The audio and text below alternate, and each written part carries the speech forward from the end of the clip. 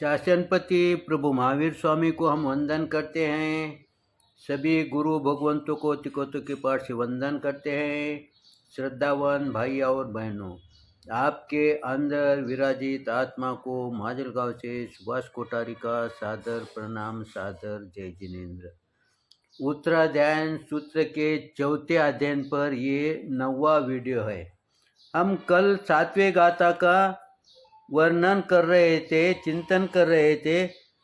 चरे पय्यायिम परिसंक मानो जम किंची पासम य मन मानो लाभंतरी जीवी बहुहिता पचा परिनानाय माला वंदनसी। चरे पय्यायिम परिसंक मानो, चरे पय्यायिम परिसंक मानो। गुरु भगवान हमें समझाते हैं, इस शब्द में दोषों को संकित होता हुआ पैर। हम जब कोई कार्य करते हैं उस समय हमारे ध्यान में जब आता है कि ये मेरा कदम गलत मार्ग पर जा रहा है, ऐसा जब हमारे ध्यान में आता है, वो दोष हमारे को करते समय दोष नहीं दिखता, लेकिन जैसे ही वो करने की क्रिया चालू होती है उस समय हमारे ध्यान में वो दोष जब आता है, उस समय हम सावधानी से कदम बढ़ाए।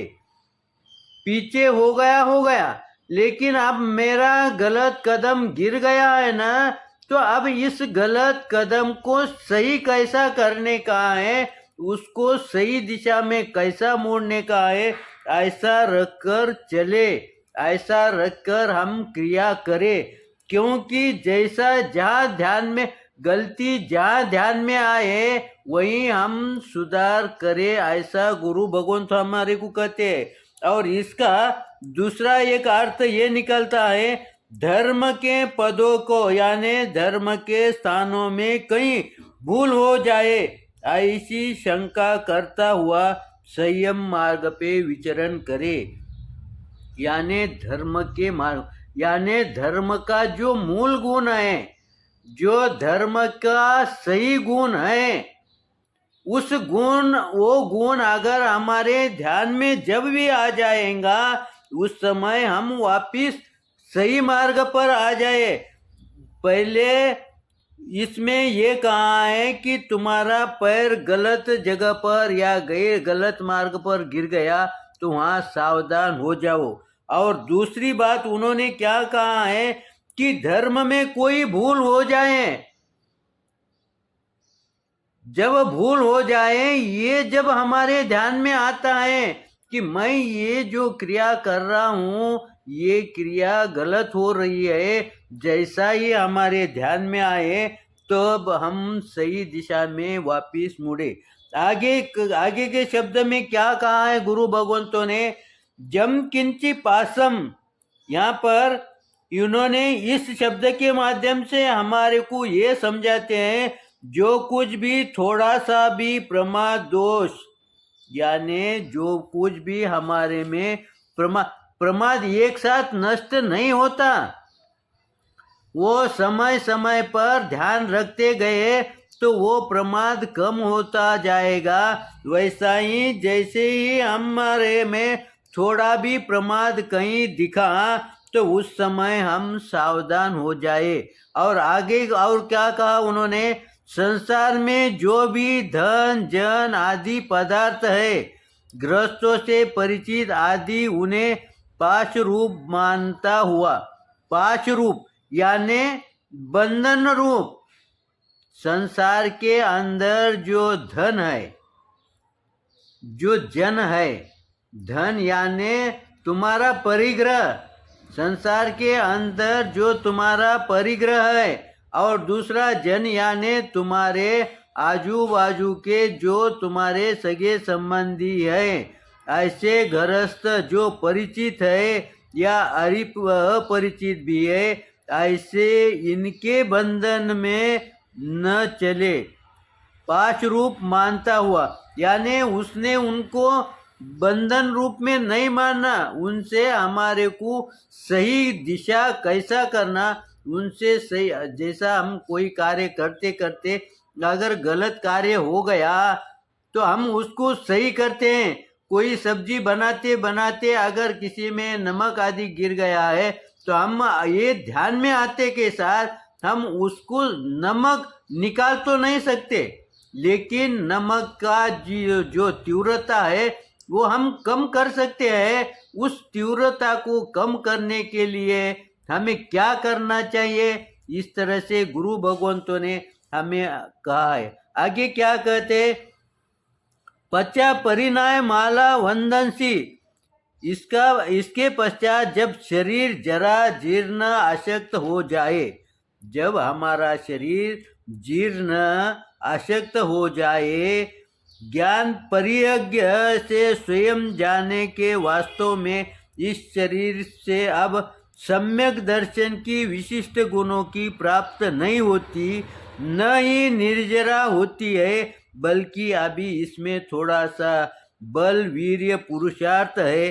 अतः प्रत्याख्यान प्रतिज्ञा से कषा एवं आहार से संलेखना एवं या जीवन अनशन करने समाधि मरण पूर्वक इस शरीर का त्याग करे। गुरु भगवंत कहते हैं